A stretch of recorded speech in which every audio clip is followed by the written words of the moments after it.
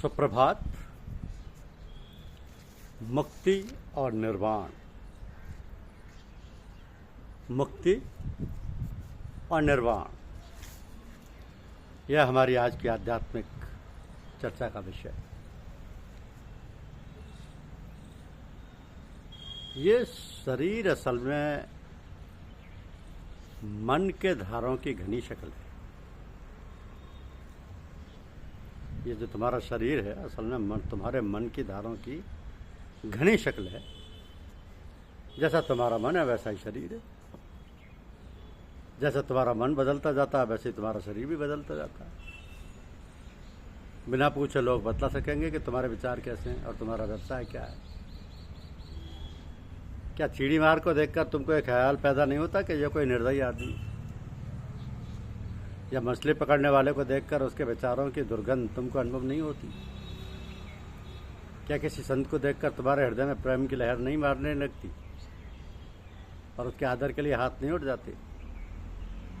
जानवरों और बच्चों के दिल साफ होते हैं, इसलिए उन पर उन विचारों का ज़्यादा असर पड़ता है। बच्चों को प्रेम से देखो, उसके लिए अगर तुम्हारे दिल में प्रेम है तो बिना बुलाए तुम्हारे पास चला आएगा, और अगर तुम्हारे दिल में नफरत है तो तुम्हारी सूरत देखकर भाग जाएगा या रोने लगेगा, और बुलाने पर भी पास नहीं आएगा। मालिक के सच्चे भक्तों के दिल में हर एक प्राणी के लिए अथाह प्रेम होता है, जिसके प्रभाव से भयंकर हिंसक पशु उनके संपर्क में आकर अपना क्रूर स्वभाव छोड़ देते हैं। क्या तुम नहीं देखते कि शेर संतों के संपर्क में आकर उनके पास चुपचाप आदरपूर्वक बैठ जाता है, सांप चुपचाप पड़ा रहता है? ये क्यों? इसका कारण यह है कि उनके दिलों में प्रेम है, और दिल से प्रेम की धाराएं निकलकर उस प्राणी को घेरती, जिनके प्रभाव से सब उनसे प्रेम करने लगती। जैसा इंसान का दिल होगा उससे उसी प्रकार की धाराएं निकल कर वायुमंडल में फैलेंगी, और जो कोई उस वायुमंडल में आएगा उस पर असर करेंगे। क्या तुमने नहीं सुना कि कभी कभी छोटे बच्चे विषैले सांपों से खेलते रहते हैं और सांप उनको जरा भी नुकसान नहीं पहुंचाते? क्या तुमको इस पर विश्वास नहीं है? अगर नहीं है तो परीक्षा कर लो। अपने दिल में चिड़ियों से प्रेम करो और देखो कि वे निडर होकर तुम्हारी थाली में से अपनी खुराक ले जाएगी। बिल्लियों से प्रेम करो, वो तुमको खाना मुश्किल कर देंगी और जबरदस्ती तुमसे अपनी खुराक ले जाएंगी। जानवर तुम पर इसलिए हमला करते हैं कि तुम्हारे दिल में उनके लिए दुश्मनी है। तुम दुश्मनी के बजाय मोहब्बत करो और वो तुम्हारे चारों ओर पालतू कुत्ते की तरह फिरेंगे। असलियत जो कुछ है तुम्हारे विचारों में है, और मन उन विचारों की मिली जुली धारों का नाम है। तो शरीर उसका प्रतिबिंब है, क्योंकि तुम्हारी दृष्टि शरीर की तरफ है, वो तुमको दिखाई दे रहा है। दिल की तरफ से तुमने आंखें बंद कर रखी हैं, इसलिए दिल तुमको दिखाई नहीं देता, शरीर दिखाई देता है, और सब कुछ उसी को समझ रहे हो। एक बच्चा शीशे में अपना अक्स देखकर उसको दूसरा बच्चा ख्याल करता है और उससे खेल रहा है, क्योंकि उसको अपने शरीर का ज्ञान ही नहीं है। जब उसको अपने शरीर का ज्ञान हो जाएगा, शीशे को एक तरफ फेंक देगा और अपने शरीर की देखभाल में लग जाएगा। यही हाल तुम्हारा है। तुमको अपने असली शरीर का ज्ञान ही नहीं है, इसलिए इसकी छाया से खेल रहे हो। जब तुमको अपना ज्ञान हो जाएगा, छाया को छोड़ दोगे और असल से खेलने लगोगे। दुनिया में दुख का कारण यही है कि तुम असल को नकल और नकल को असल समझ रहे हो। भेदी को साथ लो जिससे असल ज्ञान मिले। अगर तुम चाहते हो कि तुमको असली आनंद मिले तो किसी वक्त के पूरे संत सदगुरु से संबंध जोड़ो और उससे असल के जानने का भेद मालूम करो। आहिस्ता आहिस्ता तुम्हारा भ्रम दूर हो जाएगा, असली ज्ञान प्राप्त होगा और हमेशा हमेशा के लिए दुख से निवृत्ति हो जाएगी। यही मनुष्य जीवन का असली ध्येय है। मनुष्य जीवन का यही असली ध्येय है। तुम सोचो तुम कौन हो, तुम्हारी गरज यहाँ आने की क्या है। दुनिया में सब काम प्रकृति माँ किसी गरज से कर रही है। क्या तुमको यहाँ बेगरज भेजा गया है? नहीं, कभी नहीं।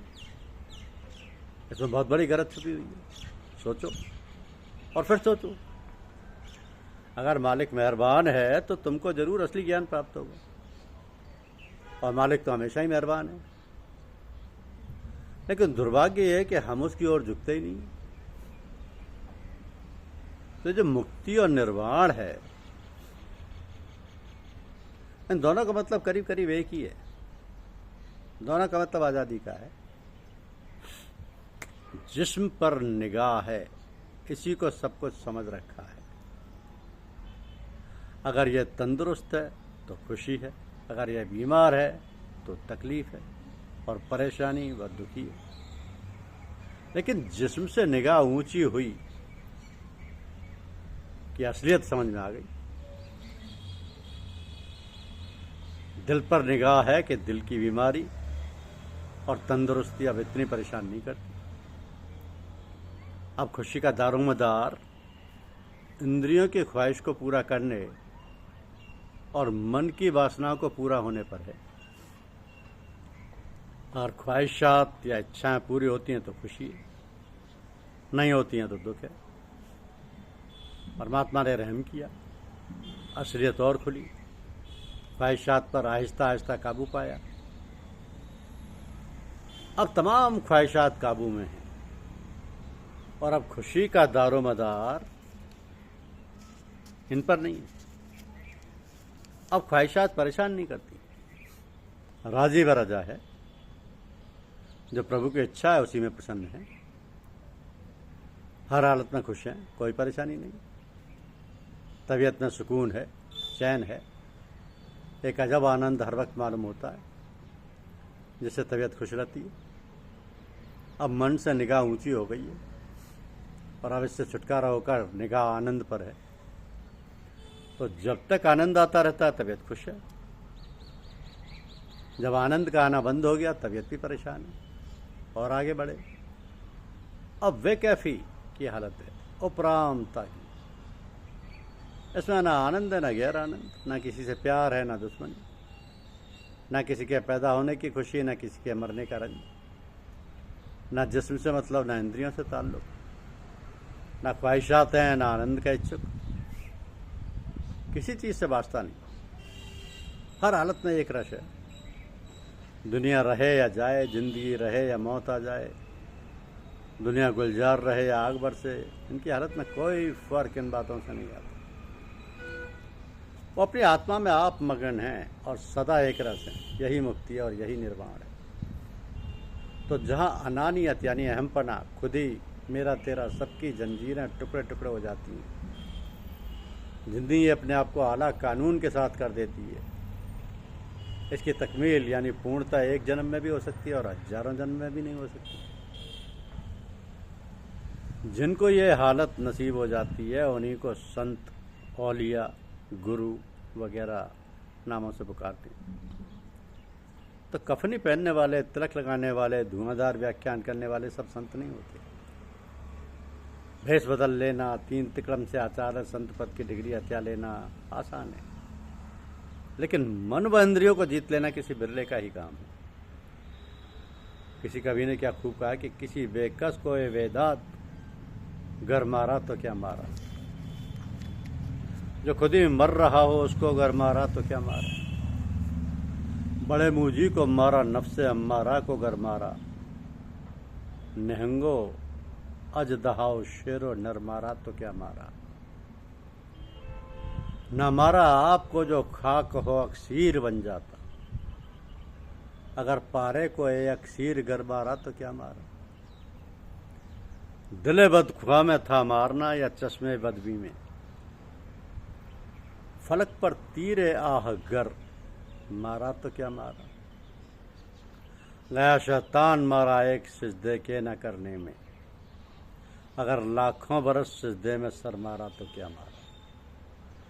तो मुक्ति और निर्वाण को समझ लो, तर्क वितर्क की जरूरत नहीं रहेगी। जब तक इसकी समझ नहीं आती तभी तक आदमी शब्दों के फेर में अटका रहता है। धन्यवाद।